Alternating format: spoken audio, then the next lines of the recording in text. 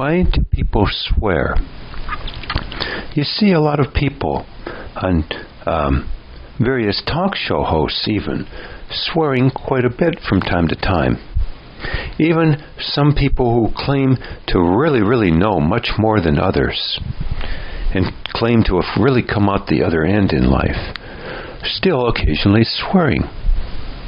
To my mind, also the phrase, so-and-so swears like a sailor, is a concept here. What's involved?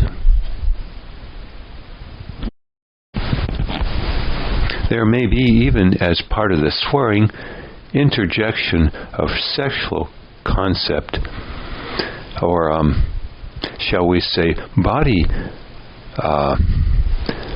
concepts that shock certain people, and other forms of swearing being simply a form of aggression in general, more of a threat-based nature, whereupon if the other person doesn't do what we are hoping they will do, the other person fears we may escalate from swearing to actual body blows or some kind of form of legal action. You know the phrase thus, saber rattling, that so-and-so is using a veiled threat to saber rattle.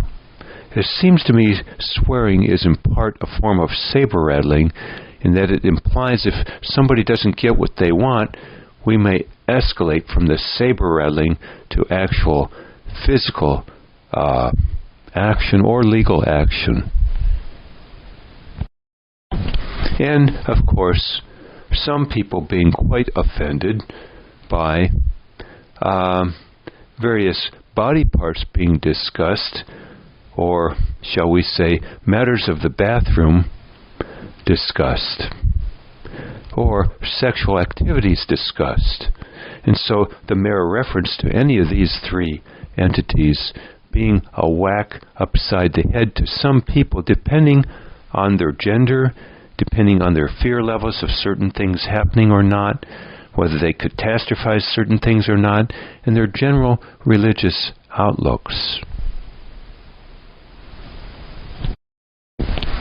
Hence, some people saying that such and such being discussed is quite offensive, and others finding it amusing, depending thus on who one is.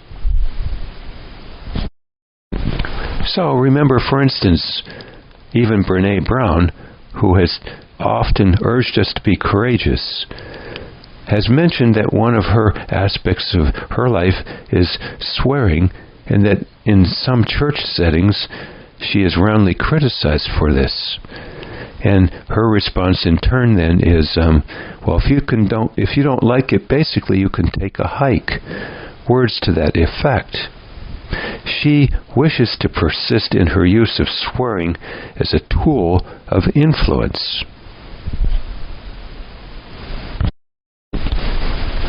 Now, in my mind, this is almost thus, if not literally, equivalent to those fathers, especially in the past, who would take their child out to the woodshed and administer the paddle. I can't tell you how many stories I've heard, in fact, of people in the areas of old-time one-room schoolhouses in Appalachia who have experienced this in the schoolhouse by a teacher, or literally, again, by their father, taking them out to the woodshed and beating the tar out of them, so to speak, or being told it's because they had a particular infraction of a rule. This can, under certain circumstances, especially if done in the wrong manner, inculcate in the child incredible rage at their relative powerlessness. The only power a child having, basically, is to burn the parent's home to the ground or call social services on the parent these days. Or maybe if the child is a strapping football player teenager, beat the parent to a pulp. Just like one famous slave once did to their slave owner, it was either Frederick Douglass or Booker T. Washington having done this. I even worked once with a soldier who had immense problems with his superior, and his response one day to the superior was, "If you give me any more problems, one day I'll throw a hand grenade in your tent," or to that effect. And the abuse stopped.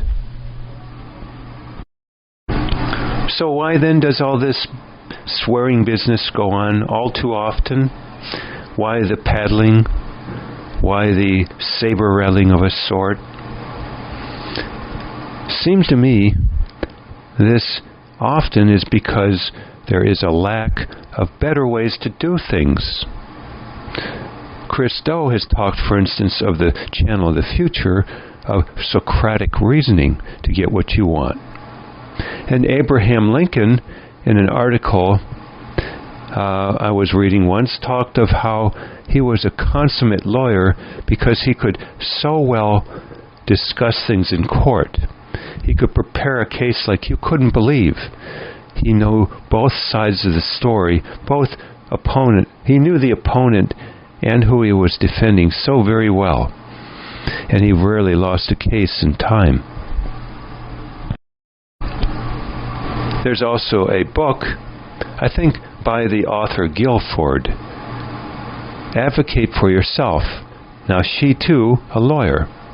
And Gandhi, who overthrew domination of the Indian peoples by the British, also a lawyer. Noting, though, that it took time for these lawyers to gain great skill. I would finally conclude thus that this ultimate approach requires much patience in terms of presenting your case, advocating for yourself, your views, and what you want, being the good trial lawyer thus, in a sense, but most of all thus summed up in the ideas of the chess game and the chess master, and even battles between nations played out not just as per who is first to get to the moon, but who has the greatest chess player. There was a phrase once I heard told me, "Life is the greatest game on earth."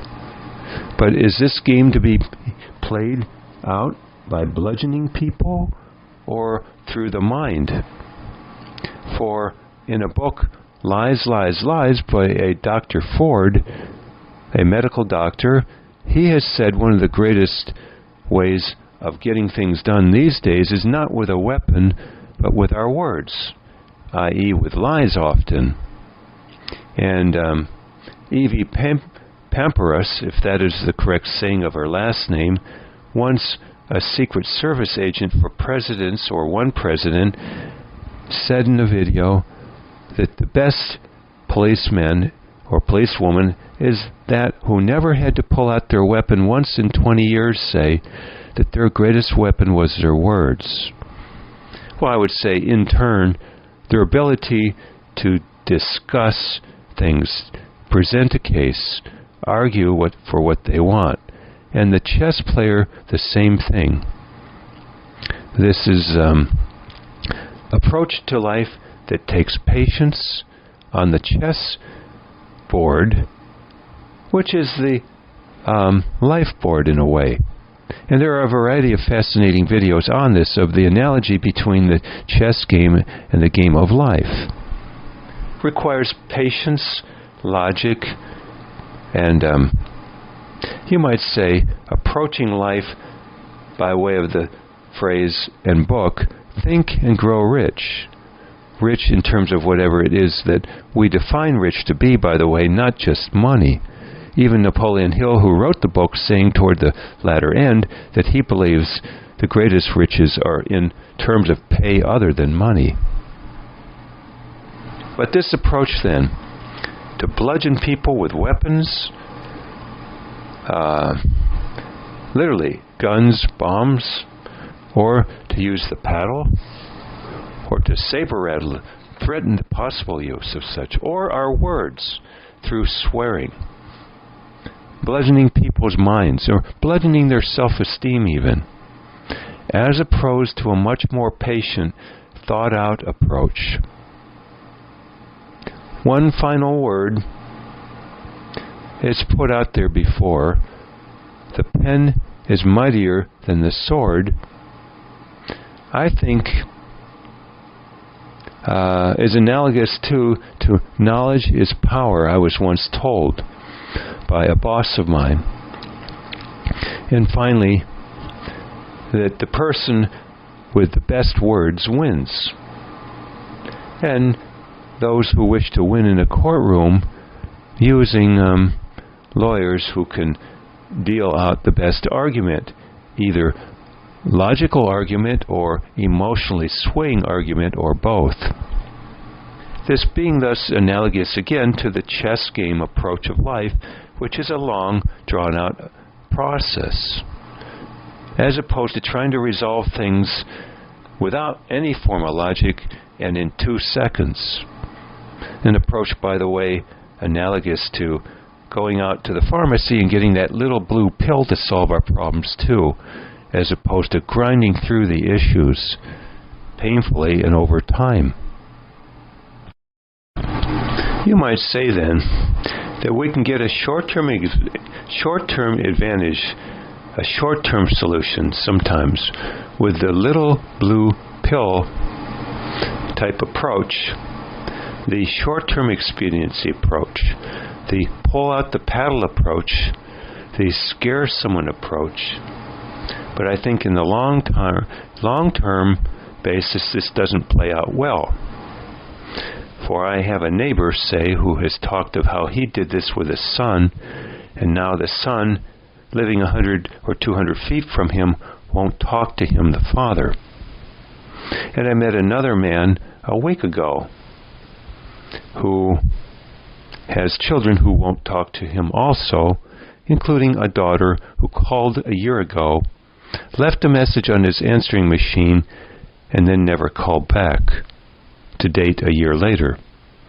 I can't imagine how many parents whose children have written them off because the parents took a short-term bludgeoning or threatening approach. This was highly resented later in time, the impact thereof.